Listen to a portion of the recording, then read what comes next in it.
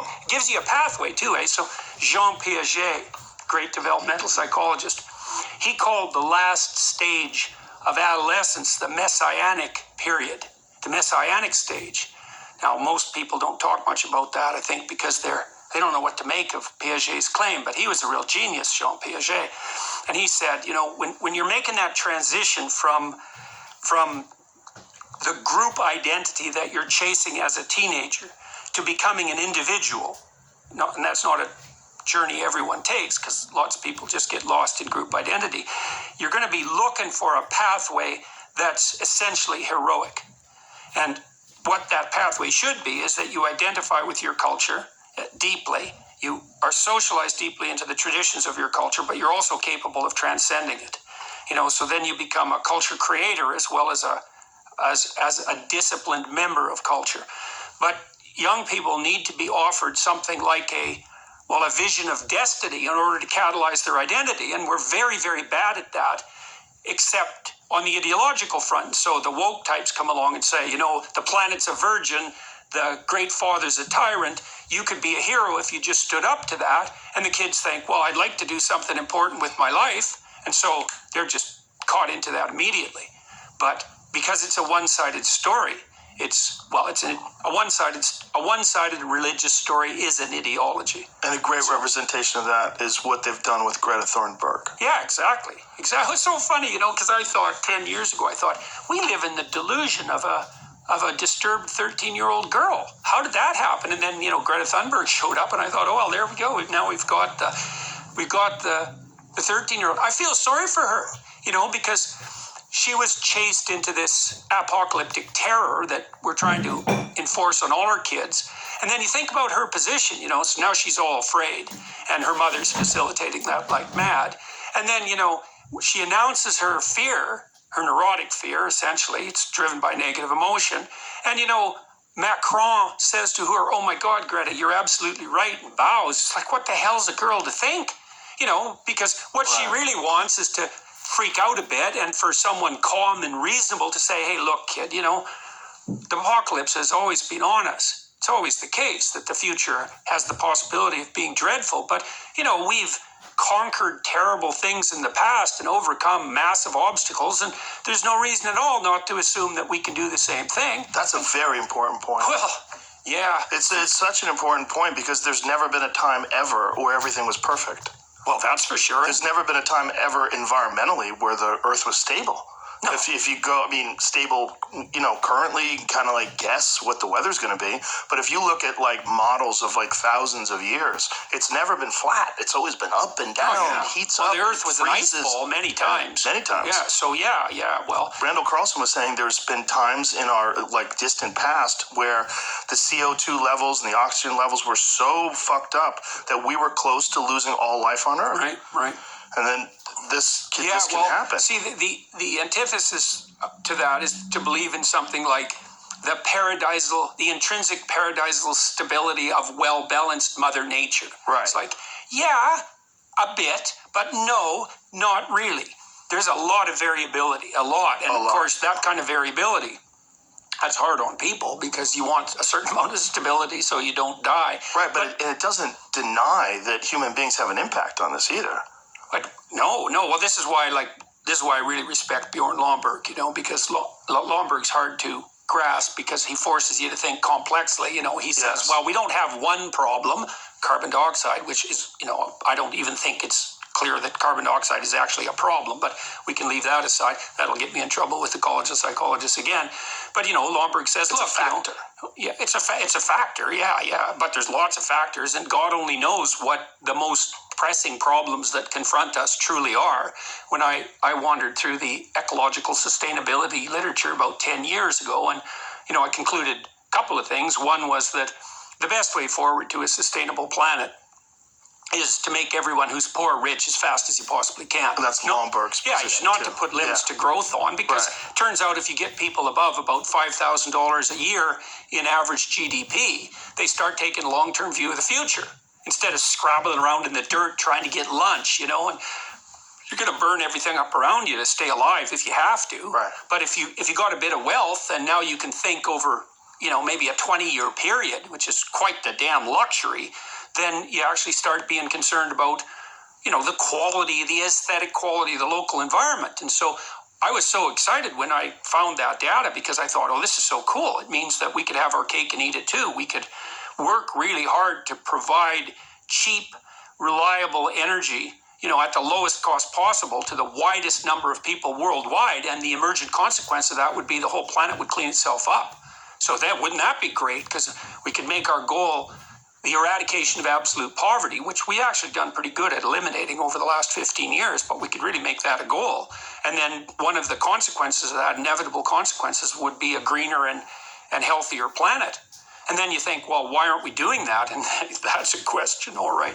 And I think part of the reason is I've been trying to understand the driving ideas underneath this globalist utopian tyranny that seems to be developing from the top down. And I think it's driven, at least in part, by this religious vision that I already described, that you have to construe culture itself, especially industrial culture, as the tyrannical father raping and pillaging everything in its way, which is unbelievably dangerous way to think, too one-sided. And the idea that you have to impose limits to growth on people in order to have a sustainable planet. And that's allied with a view that probably stems all the way back to people like Paul Ehrlich in the 1960s, who really believe, truly, that maybe the planet should only have 500 million people on it, or a billion, in relative poverty, or 2 billion barely scraping by, because otherwise they're going to be wrecking everything, and controlled by some top-down authority that makes bloody well sure that no one's consuming too much. And so when I look at ideas like that first assumption, the planet has too many people on it, it's like, I don't like to hear people say that, because when I hear that, I think, okay, buddy, who exactly are you thinking about getting rid of? Oh, well, it's not like that. It's like, yeah, it's like that. It has to be like that. It is absolutely like that. And so, it's easy to get all paranoid conspiracy theorist about the WEF, say, and maybe there's some utility in that. But, I don't think anybody's sitting at Davos going, well, we got to scrap 7 billion people. But if the underlying narrative is the one I just described, virginal planet, tyrannical patriarchy, and rapacious individual, and you believe, well, we're overpopulated, like Paul Ehrlich has believed since really literally the mid-1960s, then how is it not going to be that the policies that you craft stemming from that narrative are colored by the belief that there's far too many people? Like, I've really felt that I've been at war for the last 6 months. And I would say it's war because what I observed happening in Europe when I was there last was that, well, and you can see this, you don't have to be in Europe to see it, but it's more direct if you're there, is that it's pretty damn clear that the globalist utopians are willing to sacrifice the poor for the sake of the planet. And they're doing that by cranking energy prices up through the roof, and that means that people die. Lomberg has estimated that maybe you have to turn your thermostat down by 3 degrees, right? Save the planet. We don't have enough energy. We'll pay you not to use your electricity between 5 and 6, which is what they're doing in the UK. You turn your damn thermostat down 3 degrees, that sounds like nothing. But if you're old, that radically increases the probability that you'll get a respiratory disease and die. And if the Europeans would have had a cold winter, and that could still happen, Lomberg estimated it'd wipe out 135,000 people. It's like, well, we're just making energy more expensive. It's like, what do you mean you're just doing that? So imagine the economic system. It's a pyramid. There's a bunch of people at the top. They have almost all the money. That's par for the course for any productive system. Any system that's productive ends up with a distribution like that. It's like a law of nature. And then you move farther down the pyramid till you get down to the bottom where most of the people are, and they're barely clinging on to the edge of reality, right? It doesn't take much of a crisis to tip them into death. And then you crank up energy prices. Well, what happens is you just take a bunch of those people at the bottom of the distribution, the poor that the left is so, hypothetically concerned with, and they're just done. They go from barely hanging on to not hanging on. And their kids go from having some ghost of a chance of opportunity to having none. And I could see this coming. You really saw it happening in Germany and the UK, where we have this absolute rat's nest of way more expensive energy.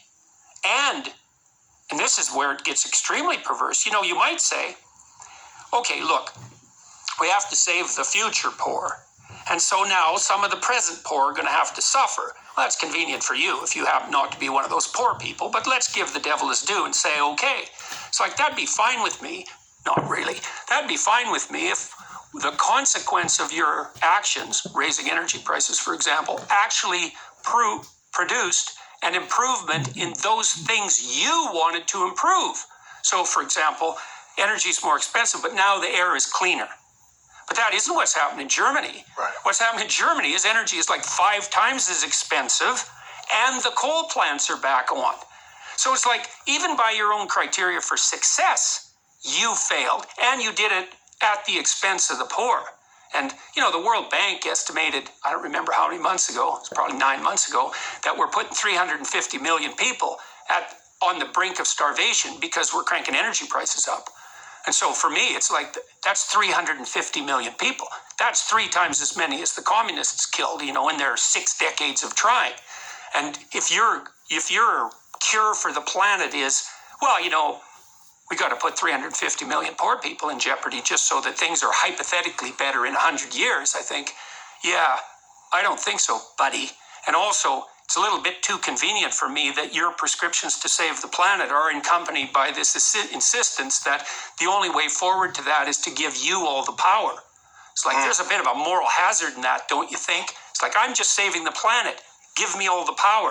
It's like, you want to save the planet, or do you want the power?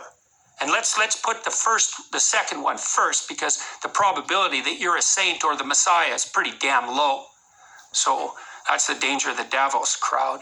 It's a very bizarre narrative that doesn't get challenged. And I don't hear this very nuanced, complex perspective like what you're laying out right now.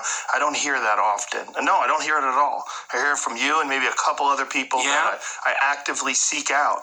But you would think that when you're dealing with such a complex issue that you would want to see the most brilliant minds think out, how does this play out? Yeah, like well, okay. What are the consequences? Well, so let's think about what mitigates against that.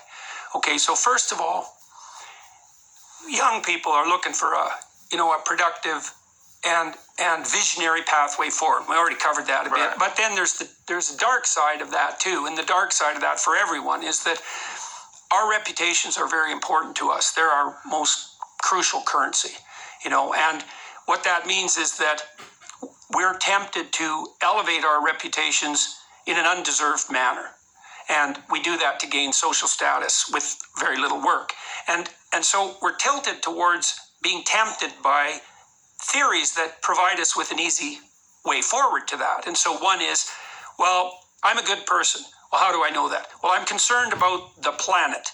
Well, that's a complex problem, the planet, right? That's a trillion problems, not one. I'm concerned about the planet, therefore I'm good. But that's complicated. You got to take it apart. No, you don't. You just say, well, the planet only has one problem. Well, what's that? Untrammeled industrial activity and the rapacious nature of the consumer. Okay, what's the output? Too much carbon dioxide. Okay, I'm against carbon dioxide. Well, bang, you're the Messiah, with no work. And then someone like Lomberg comes along and says, hold on there, guys. We got like 30 problems, not one. And we need to rank order the problems, and we need to do a differentiated analysis. And your idiot interventions are going to cause nothing but unintended consequences. And no one wants to hear that because, number one, it's complicated. You got to read the damn book and you got to think through his arguments. And number two, well, now where are you going to get your cheap moral virtue? You can't just be the Messiah by waving a banner that says, I don't like carbon dioxide. And so that runs against a very, very deep narcissism. And so